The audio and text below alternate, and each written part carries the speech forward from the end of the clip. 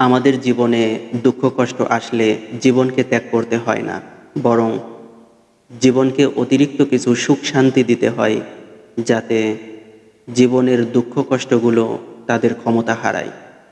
আজকের ঘটনা, আমার অনভিজ্ঞ হাত দিয়ে আমি লেবুর শরবত বানিয়ে খাওয়ার সময় লক্ষ্য করলাম, শরবতে লেবুর রসের পরিমাণ বেশি হওয়ার কারণে শরবতটি খেতে খারাপ লাগছে।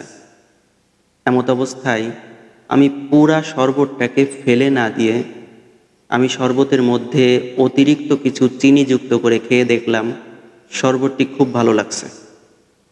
একইভাবে শরবতে লেবুর রসের পরিমাণের মতো করে আমাদের জীবনে মাঝে মাঝে দুঃখ কষ্টের পরিমাণও বৃদ্ধি পায়।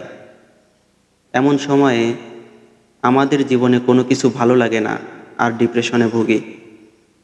এমত অবস্থায় আমাদের পুরা জীবনটাকে নষ্ট করা বা ত্যাগ করা উচিত নয়, বরং শরবতে অতিরিক্ত চিনি যুক্ত করার মতো করে আমাদের জীবনকে অতিরিক্ত সুখ শান্তি দিতে হয়। ফলে আমাদের জীবনের দুঃখ কষ্টগুলো দুর্বল হয়ে যায়।